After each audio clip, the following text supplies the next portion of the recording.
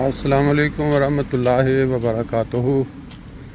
दोस्तों, आज 1 अगस्त 2025 और 14 अगस्त को आप जानते हैं कि क्या होता है।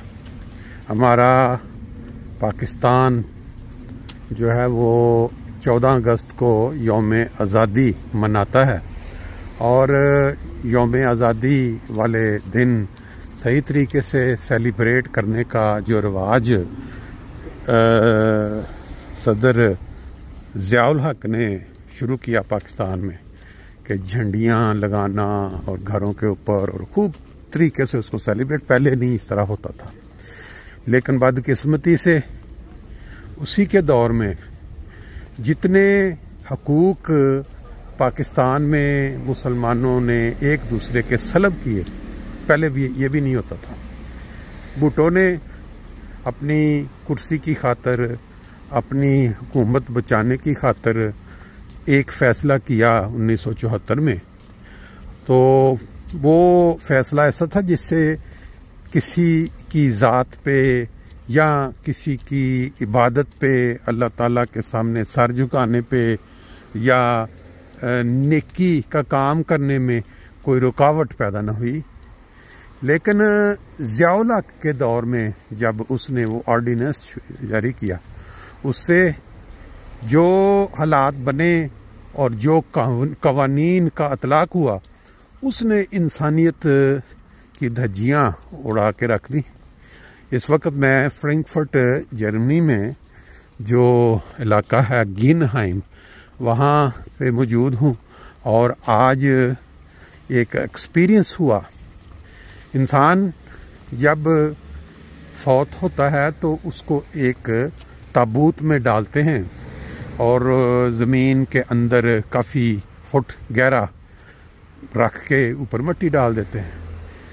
मेरा ख्याल है कि ज़िंदा इंसान ने अगर थोड़ा सा वो वाला ताबूत का जो अंदरूनी मंज़र मिट्टी में डालने के बाद होता है, उसने थोड़ा सा उसका अंदाज़ा लगाना हो, कोई आइडिया, तो वो जाके वो जो MRT कहलाती है यहाँ जर्मनी में, यानी वो जो इंसान के जिस्म का MRI कह लें या इधर हम इसको MRT बोलते हैं, जिसमें वो अंदरूनी जो जिस्म के औज़ा होते हैं, जो ऑर्गन्स होते हैं, उसको वो एक कब्रनुमा ताबूत जिसको कहें, जिस जो अंदर रखे, उसमें इंसान को दाखिल करते हैं और बिल्कुल उसका जो सर है उसके ऊपर वो उसकी दीवार जो है मुकम्मल लंबाई में इंसान पूरा उसके अंदर डाला जाता है।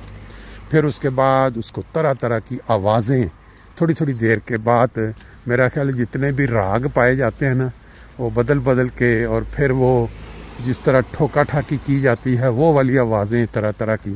फिर मशीन से आवाज़ आ रही होती है, जी अब आप सांस रोक लें, अब आप सांस चला लें। ये कोई प्रोसेस 20 मिनट का आप कह सकते हैं या 30 मिनट का होता है। उसके बाद ये कहा जाता है जी उसका जो रिज़ल्ट है कि आपके अंदरूनी जो ऑर्गन हैं, जो औज़ा, या जहाँ भी कोई वो करना चाह रहे हैं, हड्डी टूटी है तो वो बिल्कुल उनके सामने खुल के आ जाते हैं। ये वो तकरीबन उसी तरह ही होता है जिस तरह ताबूत के अंदर डाल के इंसान को ज़मीन में दबा दिया जाता है। उसका मेरा हाल उसका सर के ऊपर ताबूत की शायद उतनी ही गुंजाइश होती होगी।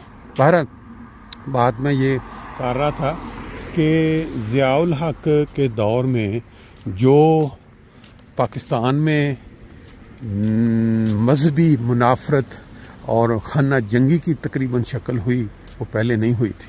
उसमें इजाफ़ा होता होता आज हम उस दौर में दाखिल हो चुके हैं कि अल्लाह ताला की इबादत का कोई भी रंग हो, नमाज पढ़नी हो, वो जो जाते हैं अपना ईसाई अपने चर्च में दुआ करने, वो किसी ने करना हो, जो हिंदू जाते हैं मंदिरों में अपना अंदाज में इबादत करने, वो करनी हो, या वो जो सिख जाते हैं, ये सारे के सारे उस मजहबी मुनाफरत का शिकार हो चुके हैं।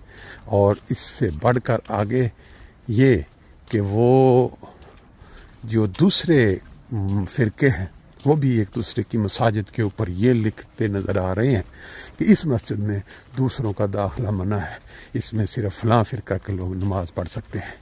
और फिर कत्लो गारत एक दूसरे के ख़िलाफ़ क्यों हुई ये सारी?